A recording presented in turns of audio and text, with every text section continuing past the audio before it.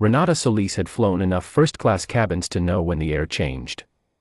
She had been a school principal for 31 years, had sat across from parents who wanted to pretend a thing was not happening, and she knew that feeling too, the particular stillness of a room deciding whether to notice. She was in 3A with a window and a ginger ale and every intention of noticing nothing. Then the lead flight attendant moved up the aisle, and Renata set down her drink. The man in 1C had settled in the way people settle when they have flown a great many miles. He was perhaps 50, broad-shouldered in a charcoal suit that had been pressed that morning, a slim leather portfolio on the tray table and a pair of reading glasses folded beside it. He had stowed his own bag without asking for help. He had said good morning to the crew member near the galley and she had not responded, and he had not appeared to notice, or had chosen not to. He opened the portfolio and was reading before the last economy passengers had finished boarding. The flight attendant's name was Brenda Kohler. Renata would learn that later. At the moment she knew her only as the woman in the Navy uniform who stopped at row 1 and smiled in a way that did not involve her eyes. "Sir," Kohler said, "I'm showing a conflict on this seat. There may have been a system error at check-in. I want to get you taken care of." The man in 1C looked up from his portfolio. He did not look alarmed. He did not look confused. He looked the way a person looks when they have heard something before. "My boarding pass shows 1C, he said. He held it up, a paper pass, printed clean, the seat number plain enough to read from 3A. "I checked in last night." "I understand that," Kohler said, "and I apologize for the confusion. What I'd like to do is get you settled in a rear cabin seat while we sort this out on the ground. We'd have you reboarded in business before pushback." The man lowered the boarding pass slowly. "Business," he said. "Not a question.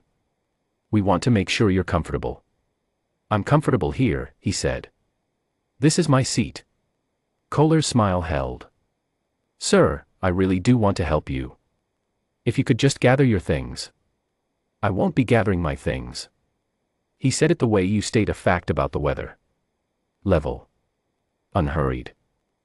"If there is a conflict on this seat, I'd like to see the policy that resolves it by moving the ticketed passenger to a lesser cabin." The cabin had gone quiet in the way cabins do, not loudly, not with anyone turning around, but with the particular hush of people who have stopped pretending to read. Renata watched a man in 2B lower his newspaper by 2 inches. She watched the crew member near the galley find something to do with a stack of napkins. "Sir." "What is the policy?" he said again. "Same register. Same patience. I'd like to know the rule I'm being asked to comply with." Kohler said she would get the gate supervisor. The man nodded as if this were a perfectly reasonable next step, which it was, and returned to his portfolio. Renata took a sip of ginger ale. She told herself this was going to be resolved. People did not get removed from their ticketed seats. There had been a system error. It would be corrected. She did not quite believe any of it. The gate supervisor came on board, a younger man, Renata thought mid-30s, with a radio on his belt and the look of someone who had been pulled from something else. He bent slightly to speak at the level of row 1. His voice was low but not low enough. "Sir, I'm going to need to ask you to come with me to the gate. We have another seat available and we want to get this aircraft boarded." "I have a seat," the man in 1C said. He had not raised his voice once. "It's this one. My boarding pass is valid. My ticket was purchased and confirmed. I will stay in this seat. I understand your position. Then I'd like yours, in writing, before I move anywhere." He reached into the breast pocket of his jacket and set a business card on the tray table. He did not show it to the supervisor. He left it face up in front of him and let the man read it. The supervisor read it. Something shifted in the set of his jaw, not resolution, not apology. Recalculation. He straightened up. "Give me a few minutes," he said. "Take the time you need," the man said. And he went back to reading. Renata realized she had been holding her breath. She let it go. It was the man in 2B who spoke first, quietly, to no one in particular. "His pass is right there." No one answered. No one contradicted it. Then the man in 1C set down his reading glasses. He picked up his phone and placed a call. He did not move to the aisle, did not lower his voice, did not perform the call for the room. He simply made it the way you make any necessary call, in the same tone you would use to confirm a dinner reservation. Gerald, he said. Calvin Marsh. I'm on the ground at Kellerton, Flight 904, and I'm being asked to give up my seat. I wanted you to know before the call between your team and mine tomorrow. Yes. A pause. Flight 904, Solara Continental. Departing in about 20 minutes. Another pause. Shorter. Appreciated. He ended the call. He set the phone on the tray table. He put his reading glasses back on. Renata looked at Kohler. Kohler was still standing at the front of the cabin. Something had gone out of the set of her shoulders, not much, but enough that Renata noticed it. The gate supervisor had retreated to the jet bridge. The napkins by the galley had been folded and refolded twice. Renata thought, she should say something. She had 31 years of knowing when a thing was wrong and looking at it plainly. She had told rooms full of parents difficult truths. She thought, in a moment I will say something. She looked at her ginger ale instead. The jet bridge door opened again. The man who came through it was not the gate supervisor. He was older, late 50s, heavy-set, in a business suit that had not been pressed that morning, the kind of man who had clearly been in a different terminal and had moved fast to get here. He came into the cabin doorway and looked directly at row 1. Calvin, he said. I am sorry. He said it the way you say a thing you mean. Gerald. The man in 1C, Calvin, nodded once. The man named Gerald turned to Brenda Kohler. He did not raise his voice. He did not need to. This is Calvin Marsh, he said. He is counsel on the fleet renewal. Do you understand what I'm telling you? The contract that renews this airline's entire long-haul fleet for the next 12 years. He has a valid boarding pass for 1C. He is going to sit in 1C. Kohler said, I was trying to resolve a seat conflict. There is no conflict, Gerald said. There was a valid ticket. There is a valid boarding pass. There was no conflict. He looked at the gate supervisor, who had followed him back to the door. I need a formal incident report filed before this aircraft departs.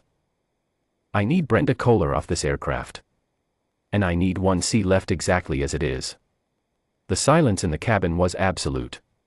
Renata watched Kohler's face. She watched the moment the certainty left it. Not the prejudice, that was somewhere deeper, and a single moment on a jet bridge would not reach it, but the certainty, the small authority, the confidence that she had read the situation correctly and that the situation would back her up. That left. What remained was a woman standing in a Navy uniform who had been wrong in front of a full cabin and knew it. Mr. Marsh, Gerald said, turning back to row 1. The Vice President of Customer Experience will call you today. We will be addressing this at the executive level. The contract review call tomorrow is still on, at your convenience. Calvin looked up at him. I appreciate that, Gerald. Let's not let this affect the work. Of course. Gerald extended his hand. Calvin shook it. Gerald left the aircraft. The gate supervisor stood at the door and spoke briefly to Kohler. She came back through the cabin, not looking left or right, not looking at Renata, not looking at 2B or the galley or any of the places where people had stopped pretending not to watch. She retrieved her things from the forward galley and she left the jet bridge. A different crew member came forward to take the forward position.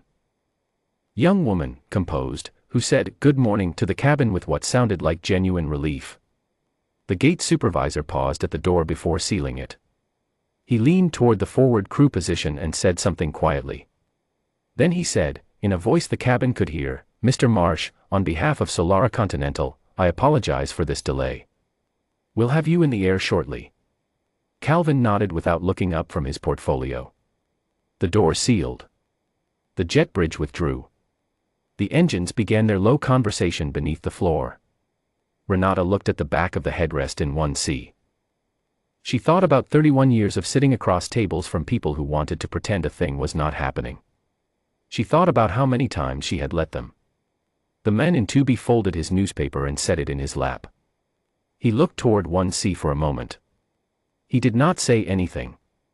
But he looked. Renata thought, that will have to be enough, for now. And then she thought, no. It will not.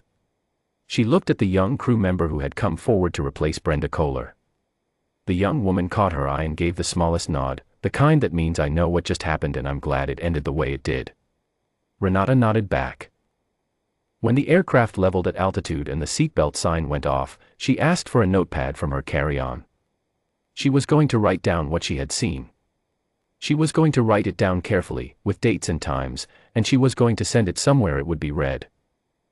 She did not know, as she uncapped her pen, that by the time the aircraft landed the airline's internal review board had already been notified, that Brenda Kohler had been suspended pending investigation, that the fleet renewal contract, 12 years, $300 million, 240 aircraft, had been placed on formal hold pending a written response from Solara Continental's executive team, and that the new passenger verification protocol Gerald Osei's office sent to the airline's operations director that afternoon would be implemented fleet-wide within the week.